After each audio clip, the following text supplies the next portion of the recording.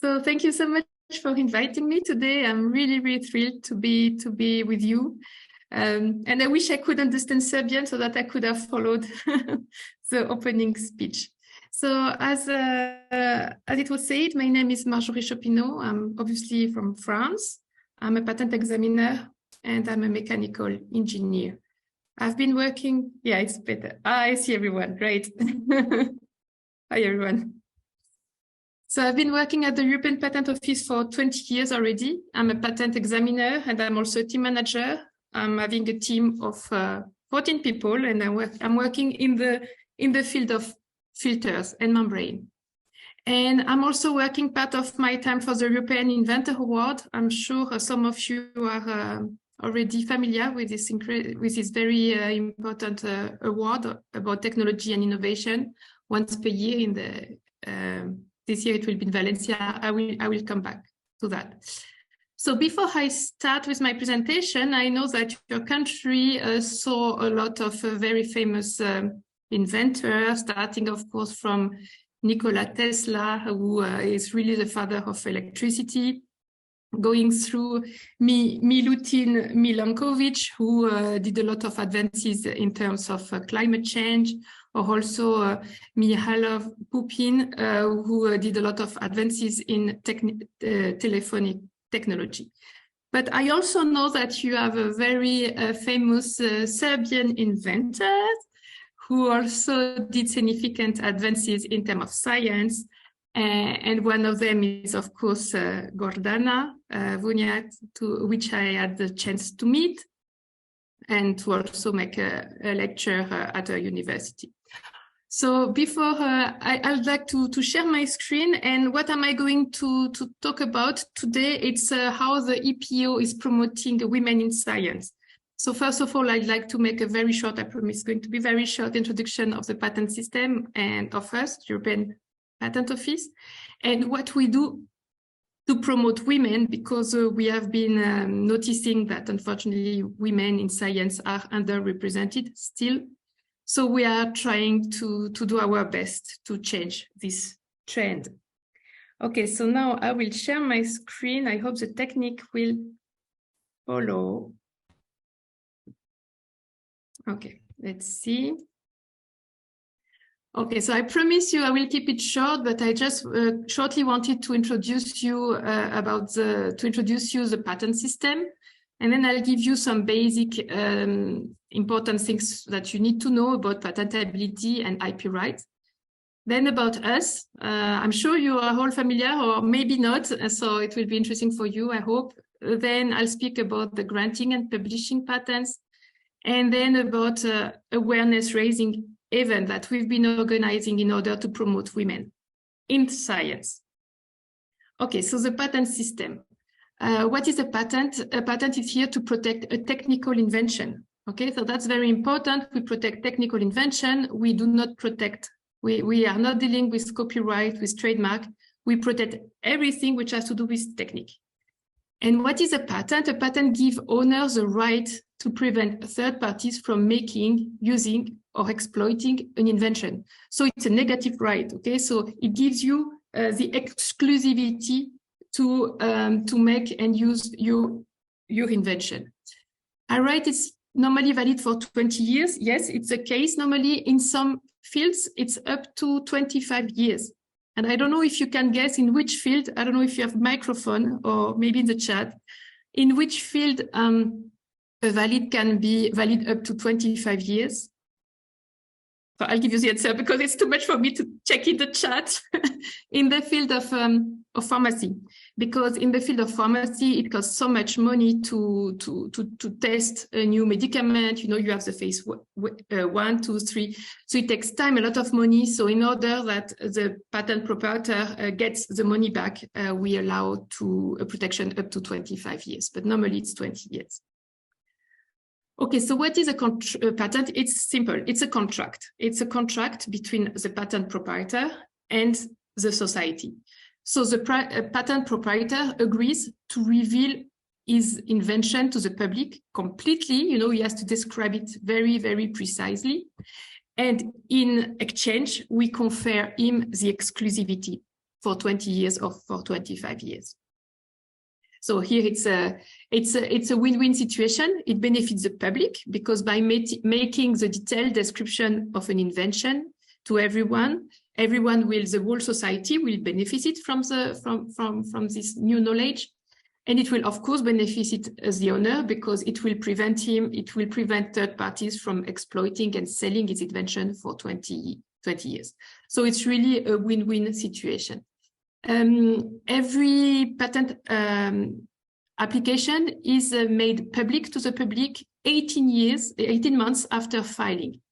What is filing? It's the day that the inventor comes to us and give us his application. So before, a long time ago, it was in paper. And if you one day have the occasion to visit the Berlin patent office, because we had a patent office in Berlin, it's very funny because on the facade, you have 7 different post, Briefkasten, so where you can put the post.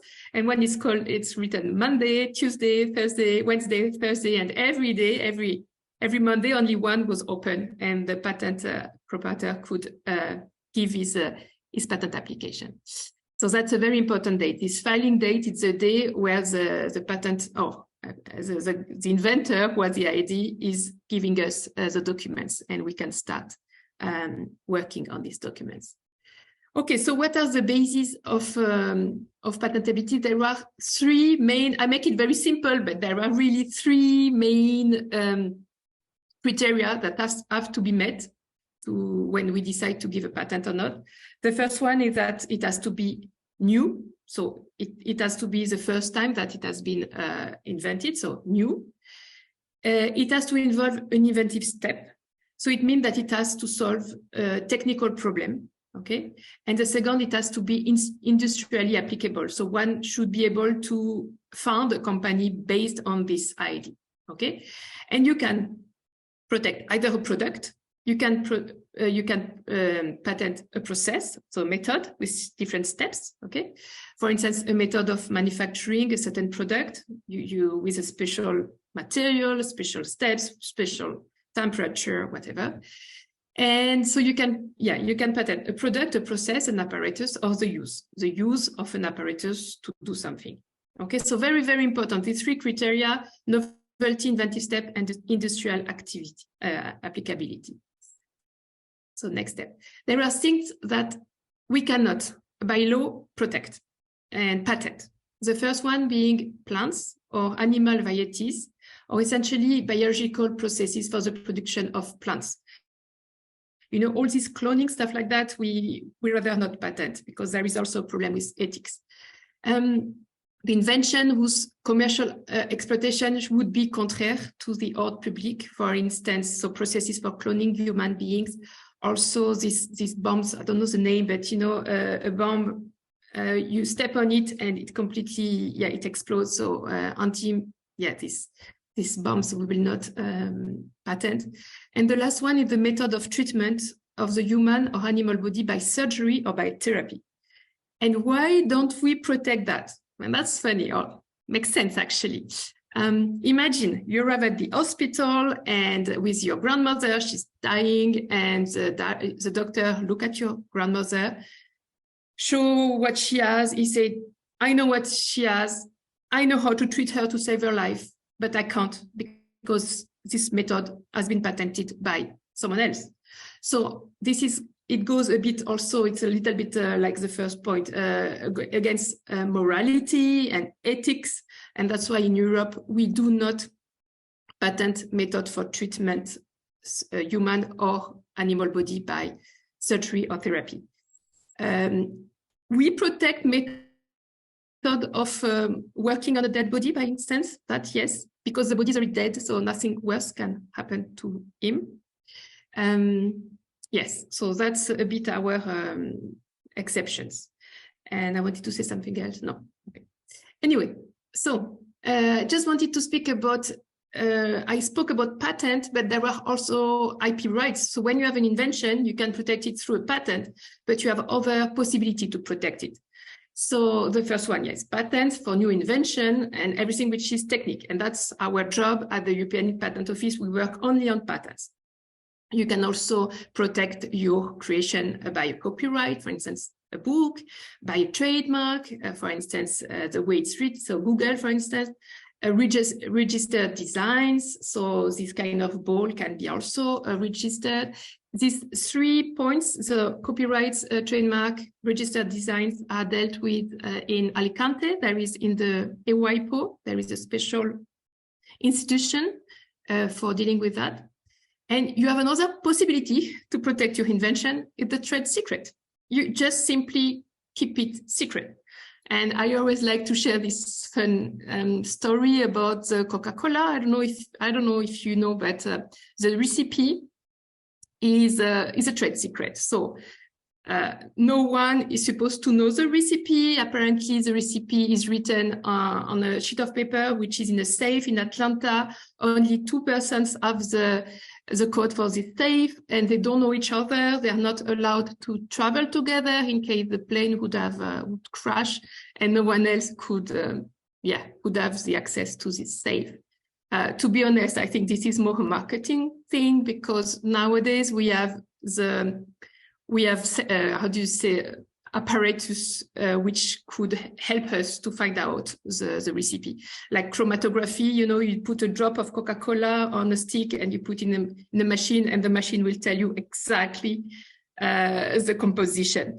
But it's more the marketing of the Coca-Cola company. They like this story, and just as a funny anecdote, during one of the what is the name? This ball. What is it? Super Bowl. Once per year, you have this Super Bowl, and it's very popular in the US. And I'm sure you know that the publicity during the Super Bowl is super, super expensive. And Coca-Cola some years ago had one of these publicity, because they know that the audience is huge and the reach is huge. And they started the publicity saying that in exclusivity for you, for everyone who is watching the Super Bowl, we will, for the first time in the world, show you and tell you the recipe of the Coca-Cola. Then they showed an images like half a second, so no one had the time to see it. And then they continued, and then, okay, people, at the time, some people had recorded, so they stopped on this picture and they find out that it was just a funny picture, some jokes. And okay, so that was, it's a bit the story behind Coca-Cola, but that's another possibility to keep and to protect your invention, is to keep it secret. Okay, so what about us? So we have a mission, of course, and our mission is to provide patent protection for invention in up to 44 countries on the basis of one single application. So theoretically, in practice also, if an inventor has an idea and thinks it's really, really good, he could protect his idea in up to 44 countries. It will be expensive, because the more country, if you want to protect your invention in many countries, it will proportionally be expensive. But if you think it's a very, very good idea, then you can. So in just coming to us with only one patent application, you might protect your invention in up to 44 countries. So we are we are really a big organization with more than 6,000 employees. I'll show you, but I am sitting, for instance, in Munich, where you see our location. I am sitting in Munich, where we have our headquarters, where the president, Antonio Campino, is sitting.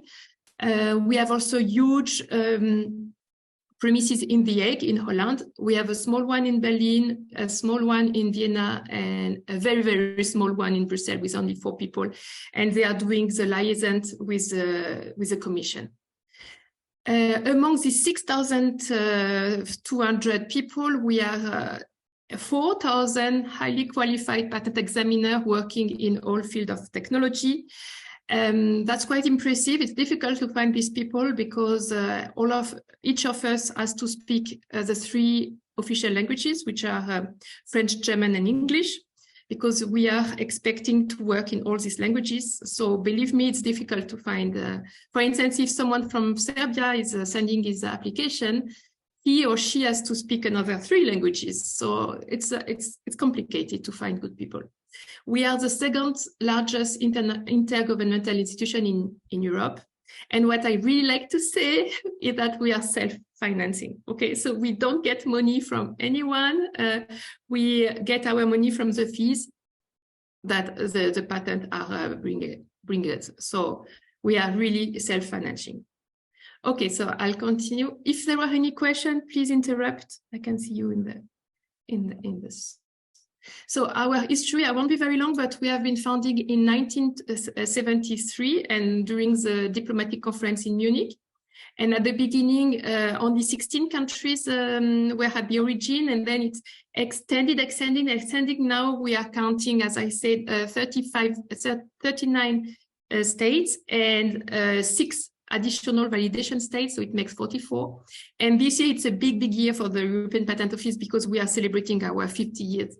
The 50 years of our convention. It's called the European Patent Convention, EPC, and there are going to be a lot of events. So it's a very important year for us, 2023.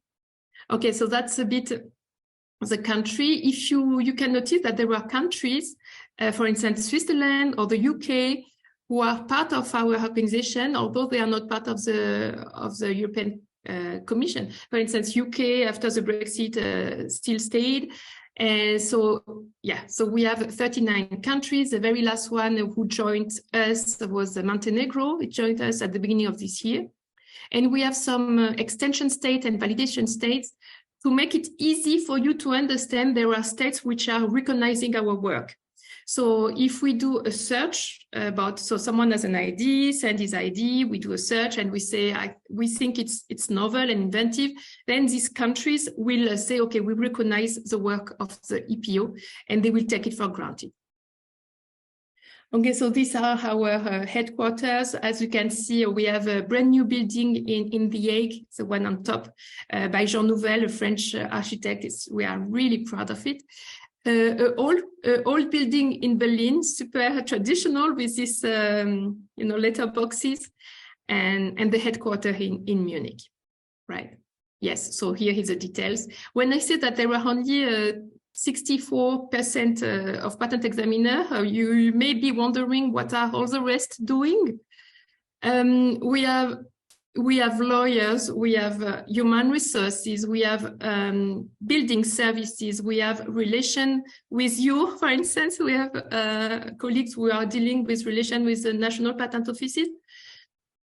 We have finances, so yeah, it's a big organization, and that's why there are so many people also working around the patent. Okay, I say that it's very nice to, when you walk around in the EPO, we are 34 different nationalities. So you hear all kinds of languages, super nice, but all of us are supposed to speak all 3 official languages.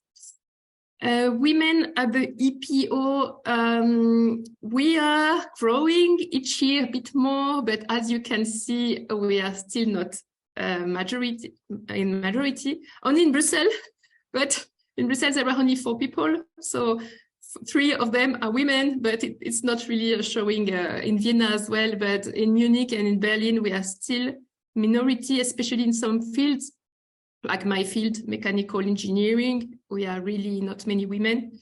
In some other fields, like pharmacy, for instance, or chemistry, the amount of women it's much higher. And every year, we are really noticing an increase in the number of women who are sending their application. Because of course, we would like to increase the number of women, but if we don't get any application from women, we cannot, employ them.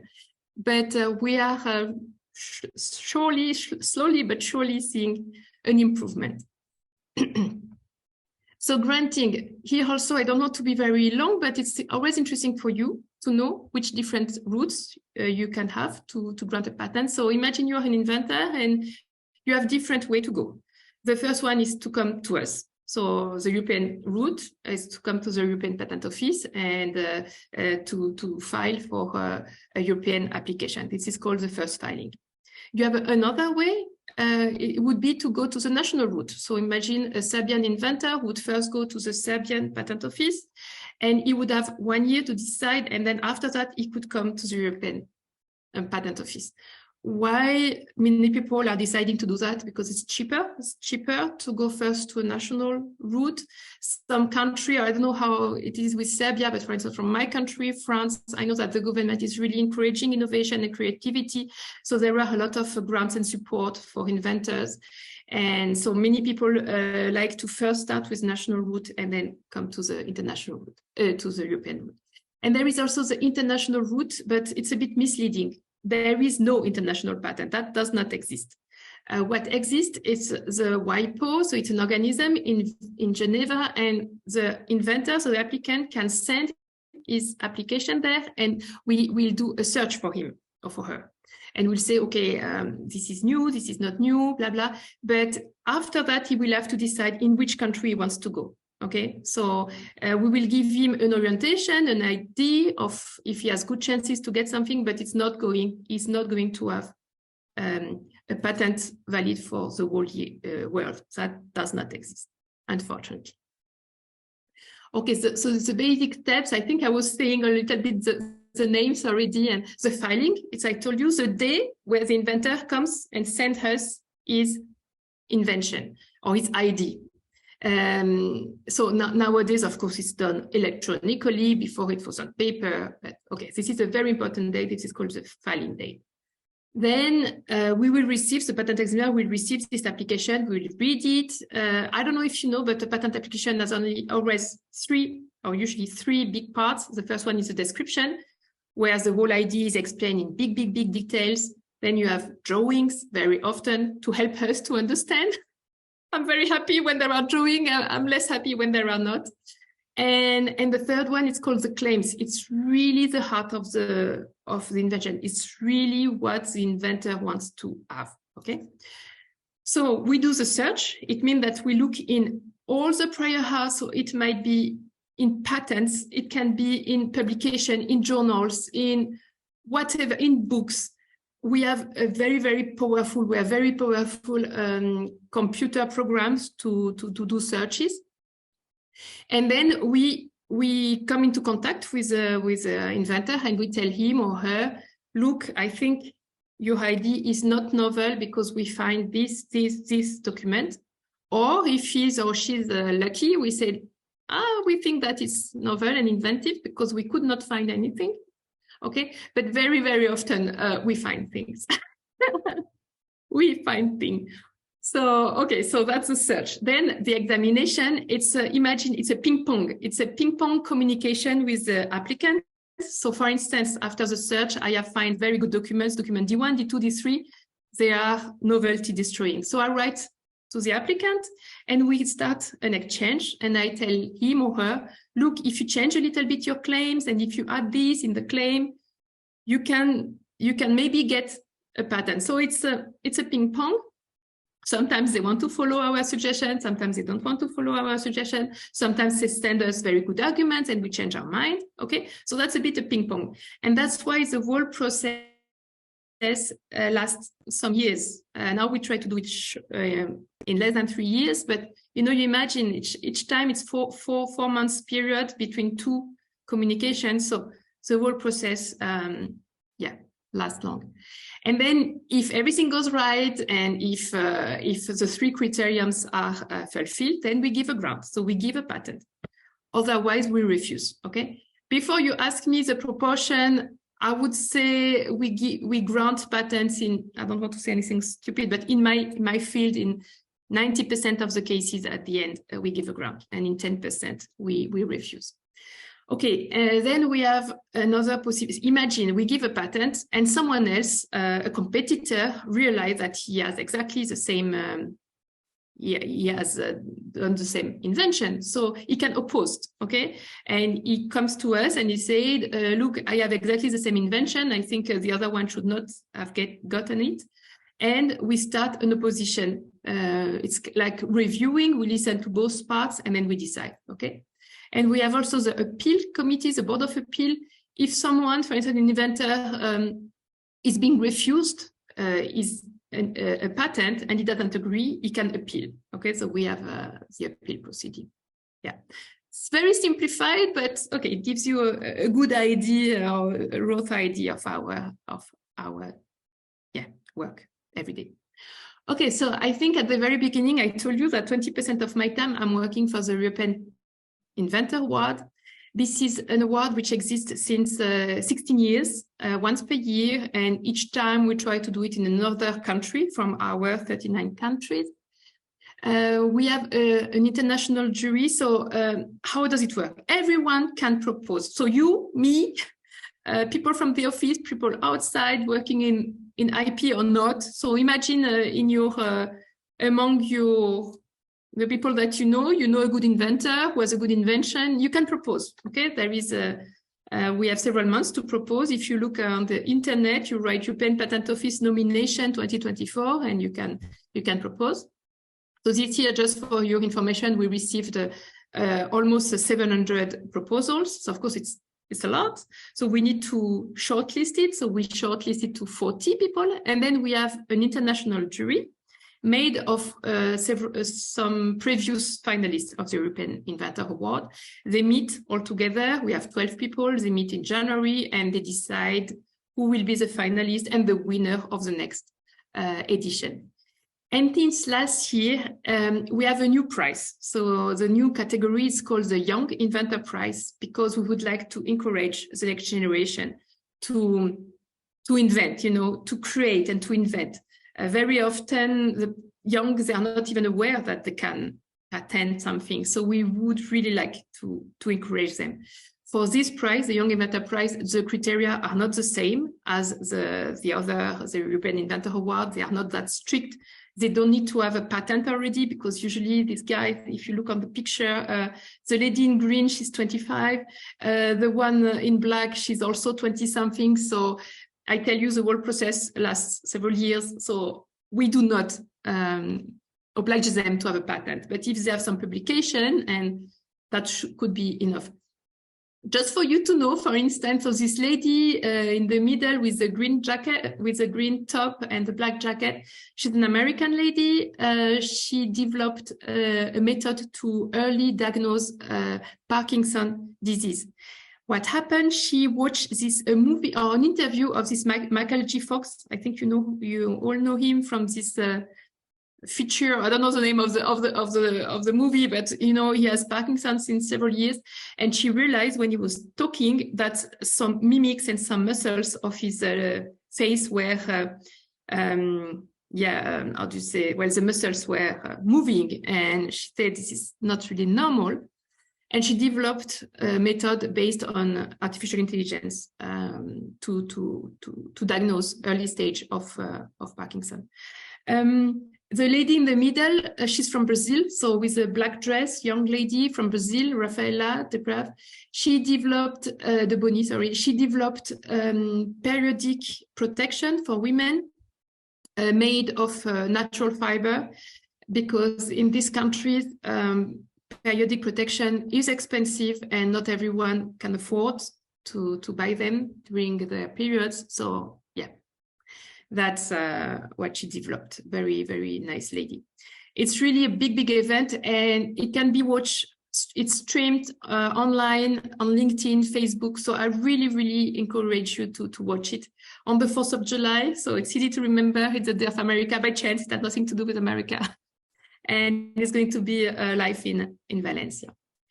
Okay, so I could not finish my talk by not mentioning Gordana Vuniak-Novakovic. She's, as you must know, she's working in the US, in New York at the Columbia University. She's a very famous professor. She is very much loved by her students, I can tell you.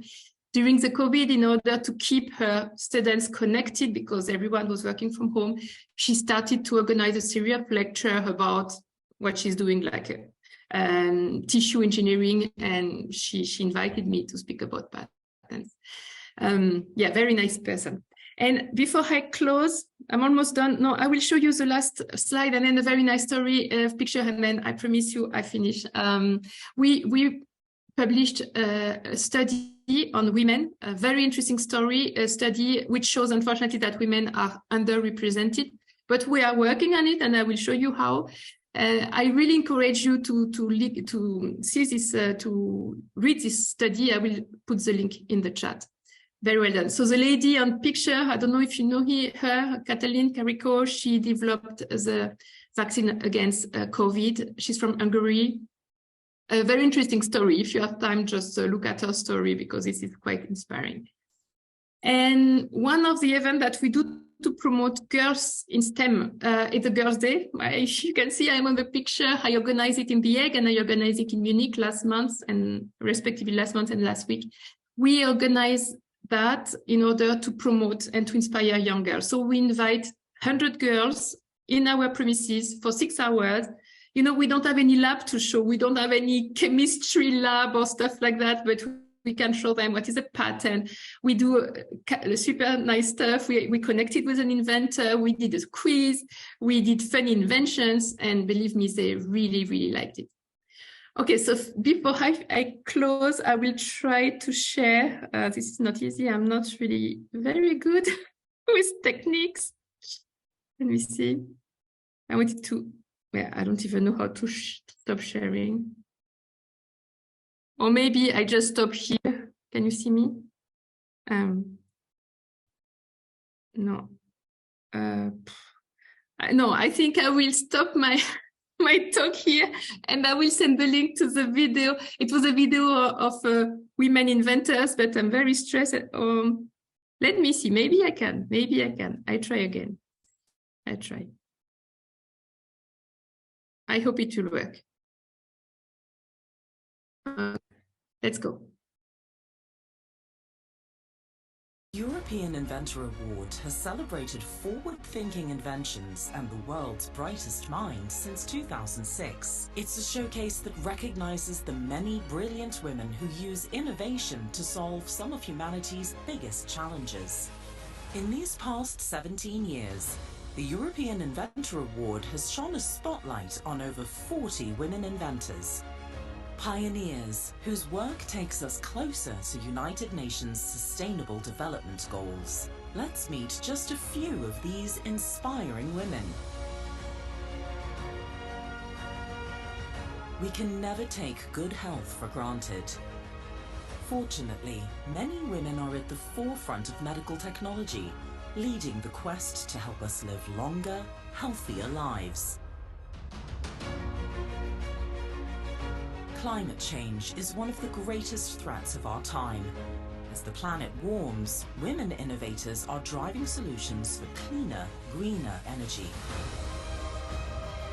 Every industry faces unique challenges. Many pioneering women are solving these puzzles, helping industries to thrive. As the global population grows, we're beginning to think about our lifestyles, the products we use, the way we make them, and how innovation could make a difference. How do we align development needs with safeguarding our planet? It's a difficult challenge, but innovators around the world are up to the task. Diversity and inclusion drives new ideas, new inventions, and new ways of thinking. Together, we can build a safer, smarter, and more sustainable world.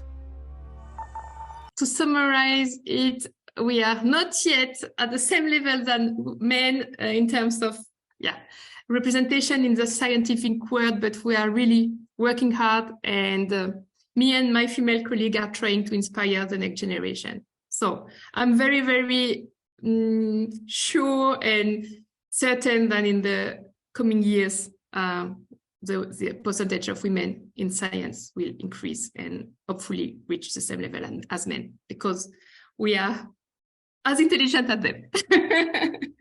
I wish you a very nice day. Thank you for your time.